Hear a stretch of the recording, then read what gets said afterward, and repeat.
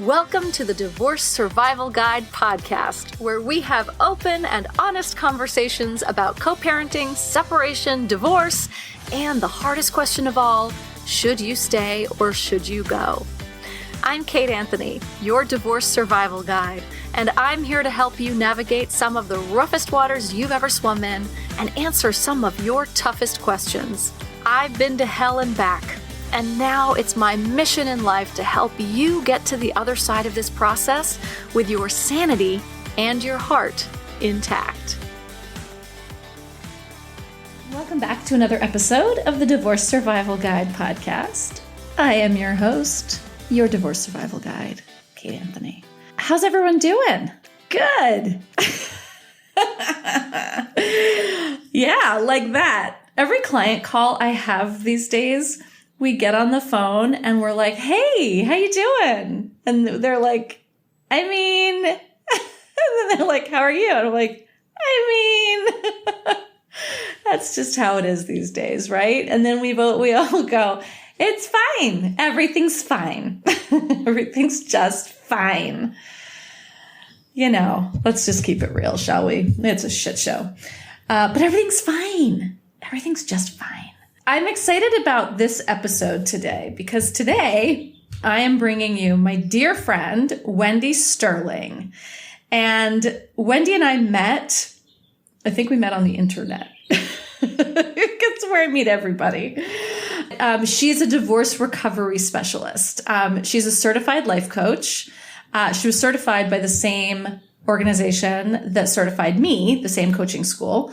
She's a writer, author, and speaker, and she founded something called Divorce Rehab with Wendy, or just the Divorce Rehab. And Wendy helps divorced women recover from their divorce by remembering who they are and what they're capable of, by ending their pity party, mourning their marriage, and moving forward. So Wendy and I are basically bookends, right? I do a lot of the, I work with women after marriage too, but after divorce as well. But, you know, my real sort of sweet spot in the world is the should I stay or should I go question. And then once they've gotten through it all, then they go to Wendy to build their life back up again. So we adore each other. We spoke on a panel together a few months ago, just before COVID, literally just before COVID. And before COVID, again, we both live in LA. So we actually saw each other and hung out in real life and, you know, had lunch and things back in the days when you could do things like that. So anyway, this is a great conversation. I adore Wendy. Here she is, my conversation with Wendy Sterling. Wendy Sterling, I'm so happy to have you here. I'm so happy to be here. Hello, beautiful. Oh, this is so great. We have collaborated on many things, including your summit that you organized. If anybody was a part of that and listened, downloaded all of the incredible videos that Wendy created for the Divorce Summit, that was all Wendy. That was all her brainchild. So, thank you. And we were just talking about, if you missed the summit, we will be doing another one sometime in the future. So, yes, not to worry. So, all right, let's just dive in. Why don't we just start with share your story? I just want to say, first of all, I think that I said this in the intro, that Wendy's a divorce recovery coach. Like, that is her specialty. And we went through the same coach training. So we're very much in line in our work and all that we do. And we're friends. We both live in LA. So we do. I'm so glad our paths crossed. And thank you so much for having me today. I'm very excited to share about my story and what I do, and to talk about what we have in common as well. So, So to start out, I truly believe that divorce can be the empowering experience that we go through to help us find our true identity and voice, to design the life that we want instead of feeling stuck with the life that we have. And I will never forget the day that I discovered that my 15-year marriage was over. And, like most people, when they go through divorce, that tends to be a day that none of us forget. But the reason that it is so deeply ingrained in my mind is because it actually was the day that I realized that I had silenced my voice for a very long time in my marriage. And it was something that I even learned as a child that I was also perpetuating and brought into my marriage. And it was through my divorce that I realized that I had a beautiful voice, but I didn't know how to use it. I didn't even know what it sounded like. I really had lost myself. And, I had been married for over 15 years. I was with my ex-husband over 20 years. I was in corporate America at the time and had this amazing career. And I was on autopilot for so many years of my life that I lost myself in sort of the what I thought I should be doing, what I thought I should be thinking, what I thought I was destined to become. And, my ex-husband and I have two beautiful, amazing boys who I love and cherish. But at the same time, I wasn't honoring me as Wendy. I knew who I was as mom. I knew who I was as a wife. And my divorce is really what woke me up. And I'll never forget, I was scrolling on Facebook after having been in therapy and reading self-help books, and nothing was really working to kind of help me get over the hump. And I saw a post from a friend who left her corporate job to start helping women midlife career transition and giving them, the inspiration that it's possible. And even though my situation was a little bit different, what rang true to me was, oh my God, this whole coaching world is something that will help me to really start focusing on what's possible, what's next, instead of what therapy was doing, which was keeping me rooted in my past. Mm-hmm. And so what I was able to really accomplish was I called her and we had a conversation. She actually coached me on the phone, unbeknownst to me at the time. And while I was studying... You didn't realize she was coaching you? No, I had no idea.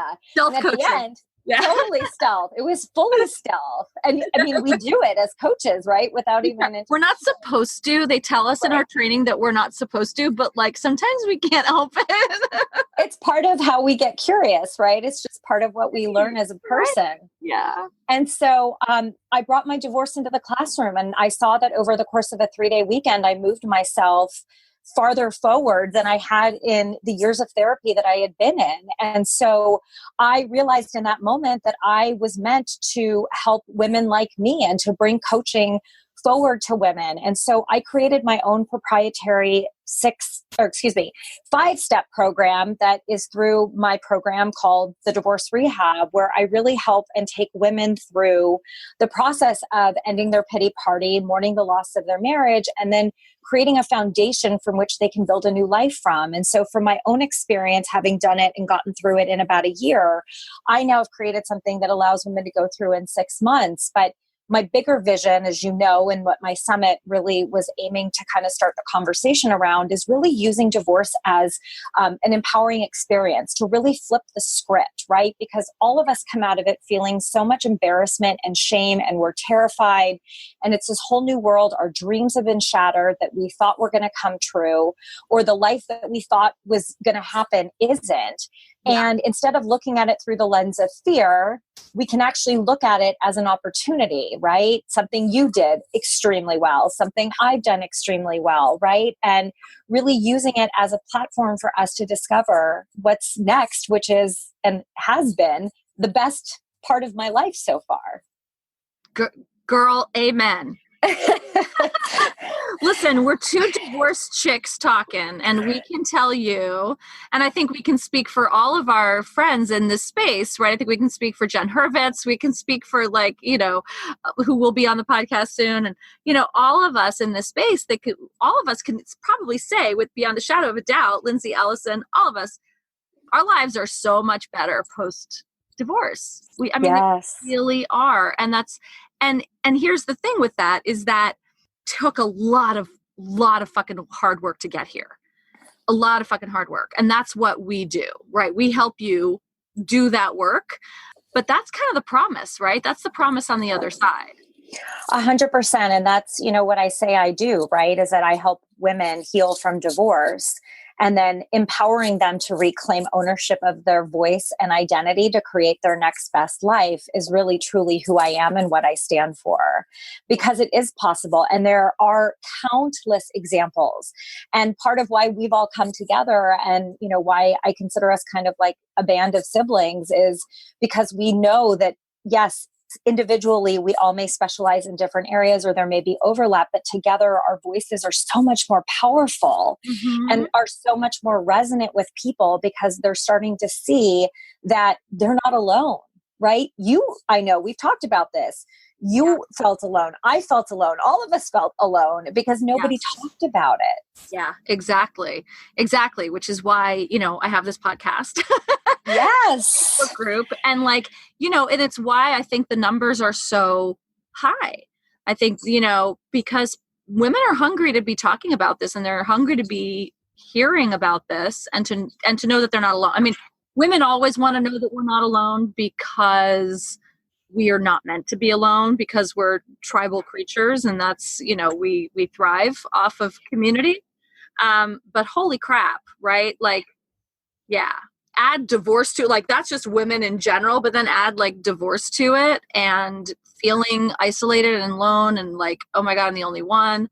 Well, and I think part of that too is that, and I experienced this and, I'm sure you did as well. I don't know that we've talked about this, but, our married friends don't really know what to say. And it's their discomfort that I felt so displaced because they didn't even know. It was almost like they didn't know how to categorize me anymore. Right. Yes. And also, I have talked about this before on the podcast, and I don't know if you and I have talked about this, but when people's discomfort is not about what's going on with you. It's about the mirror that you're holding up to their relationship. And it is all about them and so little to do with you. So if you're going through this and your friends are having weird reactions or getting angry at you or they stop talking to you and you're suddenly realizing that the people that you thought were going to be there and be the most supportive of you in your divorce and they're not, it's all, in my experience, those people were divorced within 6 months to a year after mine. We talk about, there's a lot of evidence to suggest that divorce is contagious. Right. Because once one person goes, it becomes a domino effect throughout their sort of friendship circles. So watch the ones who are having strong reactions. They're probably next. Do you find the same thing, Wendy? Absolutely. And I think what it did for a lot of my friends was wake them up to the struggles that they were having in their own marriages. And, I think once our kids get to a certain age, you're on autopilot for so long. And if you don't go back to really investing in your marriage, investing in you, most importantly, especially as moms, we lose ourselves in our kids many times and in, sort of our roles. But a lot of my friends, after seeing what I went through, they all kind of had these moments of oh my God, this could have been me. Yeah. And, and especially because my ex-husband and I were the last of all of us that, everyone was like, you guys were the last couple we would think would be divorced. And mine were oh, finally.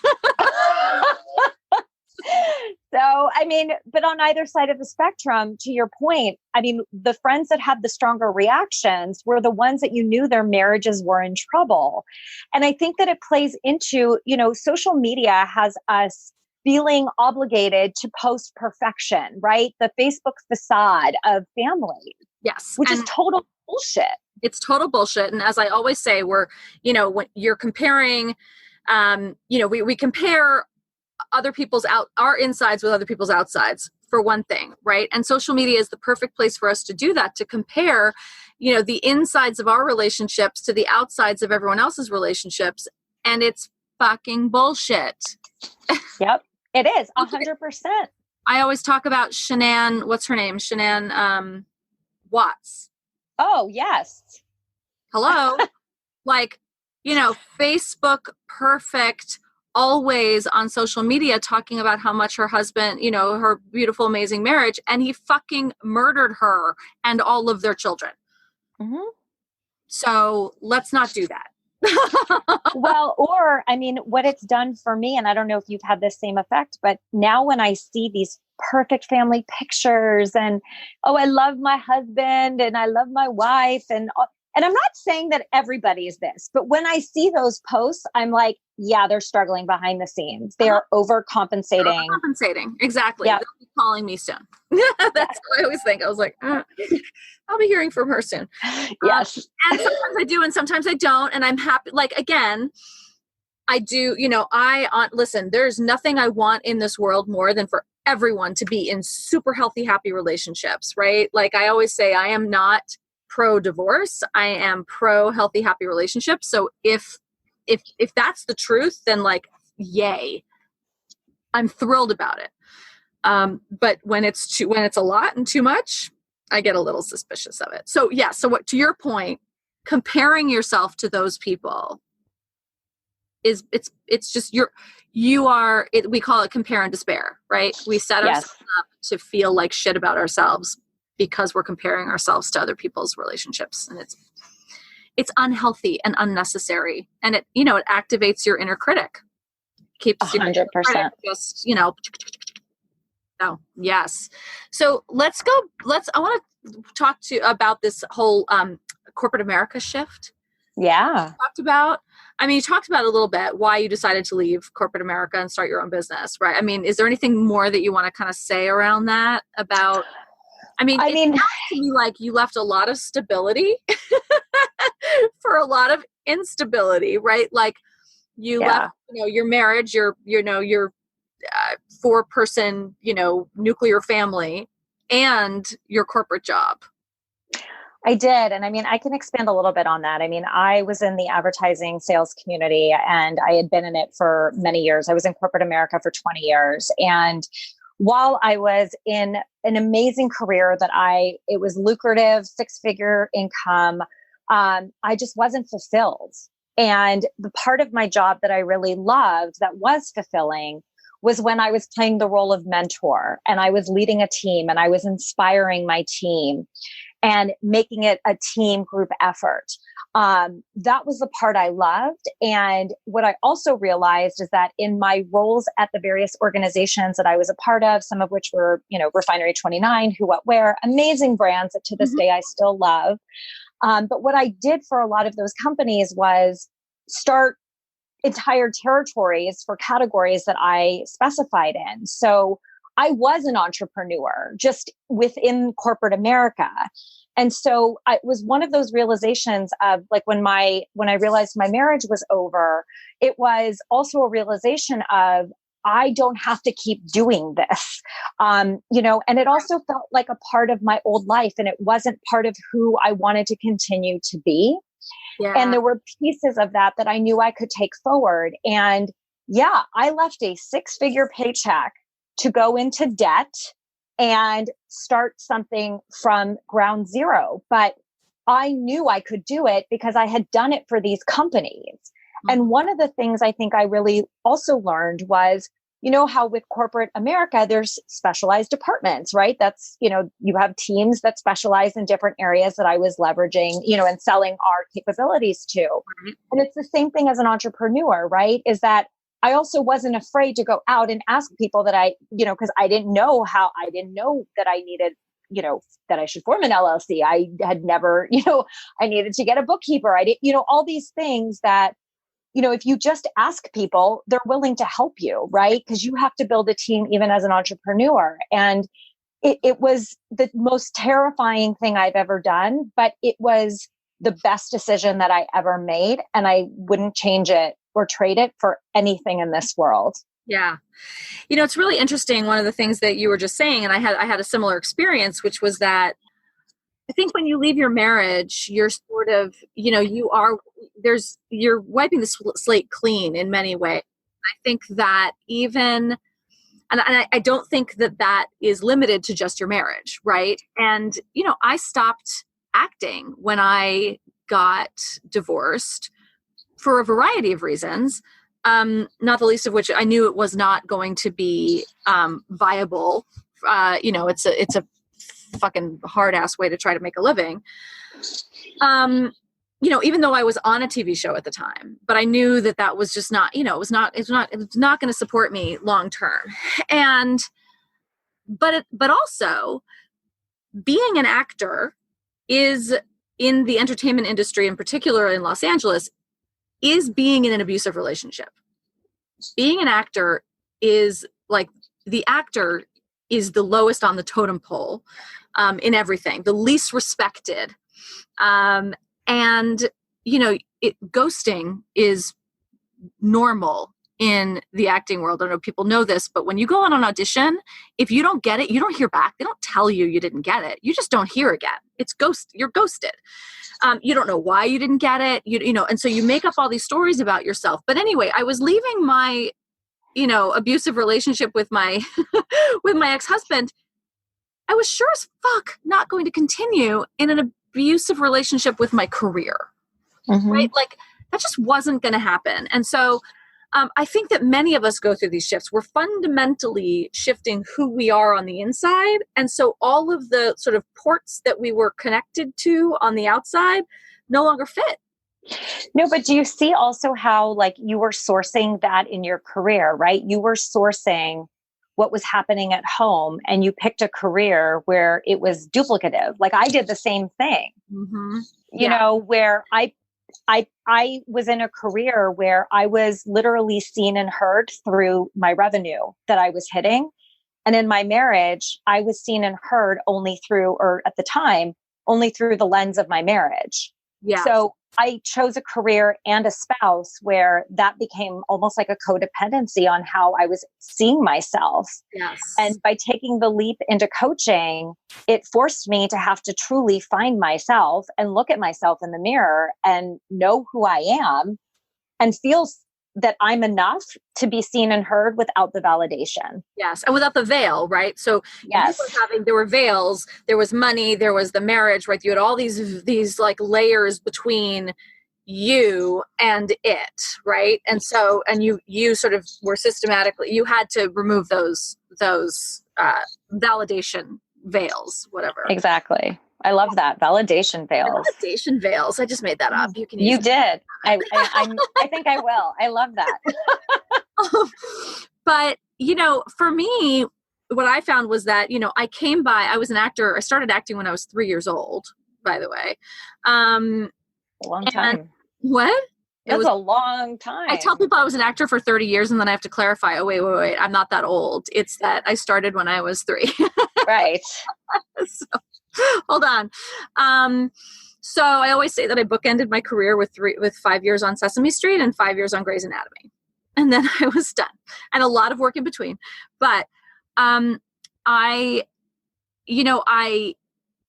chose being an actor, yes, because that's who I was, right? And again, I think it's, seeking validation, right? So I had all the veils of validation too. I was seeking validation through being, on television or being an actor, all of that stuff, right? And, it's not a big secret that actors are some of the most sort of, neurotic and people with low self-esteem. And so we go into that, but then we're in a profession, we're going into that because we are seeking that validation, because we have low self-esteem, and also because we're talented and we love it. And like, there's all sorts of other things that make people want to be actors, by the way.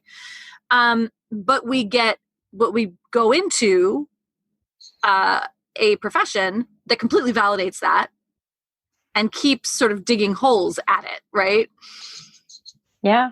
And then I did the same thing with my marriage, right? I always say that like I had all these holes, they were my holes, but then I was in a profession that drilled more holes into me, and in a marriage that drilled more holes into me. And once I started filling up my own holes, I was like, wait, I don't actually want to be around anyone that's going to be drilling holes in me. Well, and drilling the ones that existed even deeper. Yes. Yep. Right? So then you have a harder time getting out from them. Yep. Absolutely. So, if anyone's listening and they're starting to like question everything in their life, what would you say to them? I mean, I think we all go through that, right? We all kind of have this moment in our life, and, some of us it's midlife, some of it's through trauma that happens in our life. But I think that, what was the wake-up call for me when I started questioning, what I was doing, it was before my divorce actually happened, or before the night I realized that my ex-husband, was cheating on me, is I'd already started, I wasn't paying attention to it closely enough. So I think what I would say to people is that if you are feeling discomfort around where you're at, don't shove it away. Don't pack it down. Name it. Sit with it. It's okay to be uncomfortable or to be sad or to feel like you don't like where you've gotten, where you're at this place in life. Get curious about it. Don't pack it away. And trust your instinct, right? Trust. Yes. Like if you feel like something's off, something's probably off. Right? And as you said, sorry, I interrupted you, but keep going. No, we're totally aligned. And, and I also think I use this phrase a lot too, which is like, we also Band-Aid it, right? Thinking that it'll just heal itself. And it doesn't. It actually makes it worse. It gets infected if you just put a Band-Aid on it. Right. Which is why I say, like, get curious about what's coming up for you. And, and at the same time, don't be afraid to talk to people that would be supportive of you about it. And it could be a friend. It could also be a coach. It could be a professional, or, it could be a mentor that you have, whoever it is, because even still, in my field, I still have a community that I reach out to, even when I'm feeling uncomfortable. Like something came up for me this morning that I was like, I got to figure this out, because otherwise I'm going to break down and not break through. Yeah. And in order to get to the breakthrough, you have to have and sit with the breakdown. And then once you have and sit with it, you then get through it, and it's almost like you rise to the next level, and you get more clarity. Yeah, absolutely. Absolutely. And so many of us are running from the breakdown. And the breakdown, and that includes the breakdown of our marriage. That includes it includes grief. It includes like all of that, right? We are always running from the breakdown, and the breakdown can be the biggest gift of your life, which just sort of brings us full circle to what we were talking about when we first started talking, right? That divorce is a breakdown. It's a big one, and it's a gift, because that's where the magic and the breakthroughs happen. I agree. I mean, my divorce was the best gift that ever happened. I mean, talk about waking my ass up. And, and at the time it felt, it was very much, why is this happening to me? And in time, I realized that it happened for me. Yes. And, and I know you feel the same way. So many of our colleagues feel the same way too. And I understand that it's so hard to see that at the time, right? You're in it, and it's like, how is this ever going to be the best thing that ever happened to me? But it has been. And again, we are all evidence and proof that it's possible. As long as you, again, like you said, you really allow the breakthroughs the breakdowns to happen, and you kind of feel through and let yourself, experience the pain, because if you don't, you're not going to get through this. And, it was the best. It's the best thing that ever happened to me. You could have reinvented yourself in any number of ways, right? I mean, you could have gotten any other job. You could have reinvented yourself in any number of ways. So what is it about the work that you do, this work in particular, that inspires you so much? So, the reason that I chose this, it chose me. That day, my intuition kicked in louder and harder than it ever has. And I knew I was always intuitive, but it was something I was really afraid of. And from that day forward, I've just trusted and listened to my gut. And I realized that, as I said before, my divorce happened for me. It happened for me because I know that I was brought on this earth to help women like me, people like me, who have gone through this process, and to help change the script on divorce. When I am in service of other people, so giving to give, for me, that is so fulfilling. I've always wanted to work more one-on-one with people. And what inspires me is, every call that I get on with a client, they have some breakthrough, right? You know what I'm talking about. It's like, you see isn't it? And it is the most fulfilling work. It's not even work. It's a gift. I am lucky enough to help change lives every day. And I don't have to call myself a doctor, you know, Doctor's hours, right? Yeah, we work doctor's hours, but it is a gift and I love what I do. I know what is possible because I've experienced it. I have clients experiencing it every single day. And without these tools, without the community, without the help and support, it's going to take forever. And so the louder, I'm able to speak, the more that I'm able to reach people, the more that people understand, number one, they're not alone. Number two, there's support out there. There are tools. And it's not to say that I'm cleared of, my divorce triggers. No, I still have them. I had one the other day. But what's beautiful is that I know how to get through it that much faster now. And so do my clients. Right. And so what inspires me is when I see my clients taking action off of what they've learned, not only about themselves, but about what's possible, right? And the mindset that you're able to shift through this process is so powerful. It's so freaking powerful. And it's like going to the gym. You have to practice like you exercise. You have the power of choice and to choose to think differently. And that's what we do. That's the gift that we give people, is keeping them in tune with the power of choice. And if you want to sit in your pity party, have at it. And that's a choice, by the way. That's a choice. That is a choice. And it's a valid one for you. Sure. Right. Absolutely. Yep. At the same time, there will be a point, I'm sure, that at some time you're going to be sick of the pity party and no one's going to come to your party anymore. Yes. Exactly. And you're going to get sick of your own self. Yes. It says in The Artist's Way, Julia Cameron talks about how, like, if you get up every morning and you write in your morning pages, at a certain point, you're just going to get sick and tired of complaining about the same shit over and over again.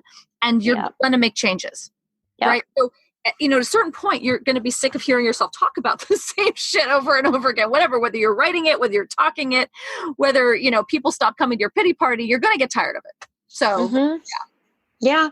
And I think that, most people do get to that point, but there's a lot that don't, and that's fine for them. But the ones that are ready to move through and be done, oh my God, life is beautiful on the other side. So much more beautiful. Yep. So, all right. You have this program, your Divorce Rehab program. Will you tell us a little bit about that? I would love to. So rehab is actually an acronym. So it's a smart because she has a marketing background. She's so smart. I'm always like, wow. Yeah, it helped in my career a little bit. So exactly. So the rehab is my 5-step process. So the R stands for reclaiming your life through finding your true identity and voice. Step 2 is the E, which is ending your pity party. And we literally end it. We host it and we end it. I love that. The H is to heal your wounds and mourn the loss of your marriage and the dreams that you had. The A is accept your new single status and the life that is up for you to design. And then the B is building the foundation from which your new life will begin, and it will be the best one yet. So my process really takes you, my tagline for it is going from I do to I did to I'm done. So cool. So, and it's a 6-month program. I'm just like, I'm done. Put me out of business because I have a mark. I can't name things. This is the problem that I have in business. This is a secret, you guys. I can't name shit. I could write blog posts and a book, which I still haven't done, but whatever. I could write for days. I can't fucking name anything. I bet you can. I bet I would like to. It's not you're like my skill. Wendy. I'm okay with that. But I have people like you now that I call for that shit. Like you, Lindsay, and my friend Deborah Rogers. You guys are my 3 calls when I'm like, I don't know what to call it. Because you have those brains. I do. I love acronyms. Like I'm a queen of acronyms. So I will be calling you for that. But anyway, but we to completely digress. Yeah. Listen, it's good to know your strengths and weaknesses. This is one of my weaknesses. Yes. Admit it, but it's good to this is why we all need each other. Because it takes a fucking village to build a program. That's all I'm saying. Well, and that's why I'm saying, like, as an entrepreneur, you have to know your strengths and weaknesses, and you need to find people that are stronger than you to fill the weaknesses. Like, that's how you, amen. Like, amen. You know, so Lord knows you've done much for me in mentoring. So thank you for filling in my weaknesses too. So anytime, baby. That's what we're here for, right? I know. Help each other. Yes. So, I love it. So the program is 6 months, right? It's like those 5 steps over 6 months. Yes. You do it as a program. Like, is it only one-on-one? Yes. So it's through one-on-one coaching with me. You can live anywhere. I do all of my coaching via Zoom. So it can be video or just through the phone. And yeah, it's hour long. You get, bi-monthly calls with me every month. So it's direct. And it works. It worked for me. It works for many of my clients. And I'm very, to toot my own horn for a moment, I didn't know at the time, but I journaled my entire emotional and healing process of my divorce. So it is literally built off of everything I did once I discovered coaching and how I was able to heal through not only being a student in the classroom, but also being, being coached by my fellow classmates, as well as once I did finally hire a coach. Yeah. So yeah. And it's lots of tools and resources. I mean, as you know, a lot of the work happens between sessions. Yeah. So it's really building you up and getting you to a place on each call where you can go out into the world and practice what we work through. And, I'm available to my clients between sessions. That's how this works. And, it's a community team effort. It's me being your cheerleader and standing by your side. Awesome. So, yeah. Thank you. Anything else you want to say to our people? Is any words of wisdom that you want to leave people with? Yeah. I mean, I think, the most important thing is just to remember that you're not alone, that there are so many of us out there that want and, would love to support you. I think that as you are a coach, I'm a coach. The one thing that we bring to the table that our friends and family don't is accountability. And I believe that we are not necessarily our best accountability partners, right? Because we make excuses. We are the worst. Like, that's accountability. Yes. Like, the definition of accountability is like somebody else. Yes. Like, no, we cannot do it for us. We're terrible at doing that for ourselves. Sorry. Yeah. Yes. No. And so are our friends and family. I mean, because again, as we talked about in the beginning of the call, they don't know what to do with where you're at because they're so uncomfortable with it themselves. And so absolutely. Yeah. No, absolutely. And just not being afraid to ask for help from a professional, from somebody. And listen, if therapy works for you, fantastic. If coaching is something you're interested in because you're looking to focus on the future and really activate yourself into this new life instead of perpetuating the past, reach out to somebody. I mean, most of us give out free calls to set up, just to give you an ear to listen to, but don't do it alone because it's going to take so much longer and nobody's going to help you move forward. You're not going to help yourself move forward by yourself. Yes. Yeah, you do need that help and support. And I love, what you were saying earlier about the difference between therapy and coaching. My favorite clients are also in therapy because we have to have that understanding of our past and how we got to this place. But, coaching is the power that moves you forward. Mm-hmm. And, my favorite clients are clients who have been like, I've been in therapy for years. I get it. I understand all of it. What now? Yeah. Now what do I do? Yeah. That's like, I'm ready for action. And it's, therapists are amazing, but their training is such that they actually can't they're actually sort of bound by some, ethical standards that don't really allow them to propel you into action the way that coaches can. So it's just a different medium. Yeah. And I also think, I don't know if you noticed this too, and trust me, I was in therapy and have had, was working with a coach simultaneously, and both are incredibly valuable. Mm-hmm. But I also noticed that my coach asked very different questions, and she was a lot more creative. And I know you're the same way. I've brought that into my practice as well, is I think that we can give our clients a little bit more creativity around how to move them forward and encourage them to take more risks, in growing, right? Because when things feel a little uncomfortable, you're growing, and really ensuring.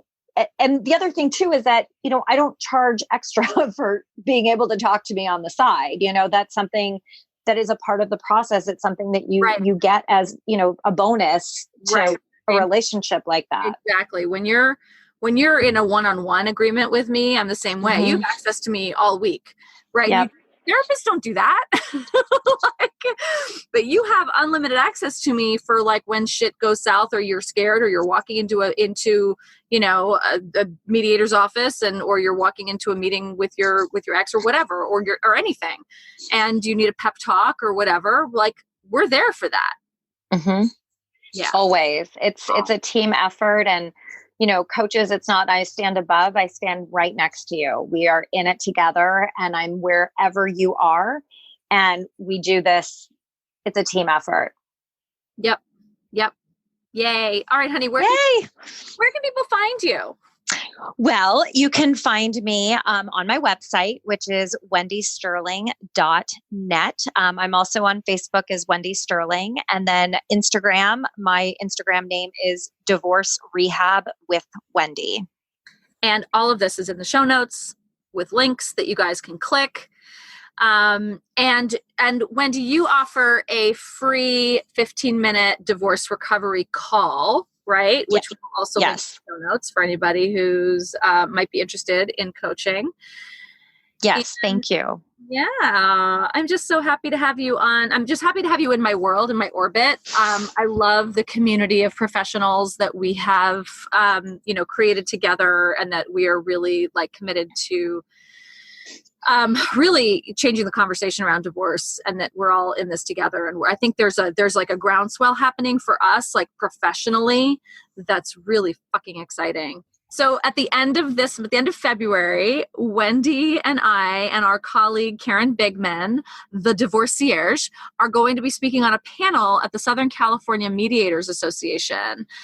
We were invited by our dear friend Susan Guthrie, and it's kind of a big deal because this is the first time that they're actually having divorce coaches on a panel to talk to mediators. Having what we do be included at that level is a really big deal. And the three of us have been invited to be the sort of the representatives for our field, which is just a huge honor. And it's an honor to be doing it with you. Yes, same. I'm so excited. I'm so excited too. And so, I don't know, it's a little plug for the unity that we are creating in this industry. And it's super exciting, and I love it. Me too. And I think it also is a testament to all the work that we've been doing. We, the collective, you, me, Karen, Susan, plus countless others who are really trying to bring making coaching more relevant in this particular space, and also reaching out to the other communities who support the same clients that we get to work with. It's a huge opportunity for us, and, really for countless people in the world that need our help. Absolutely. Amen, sister.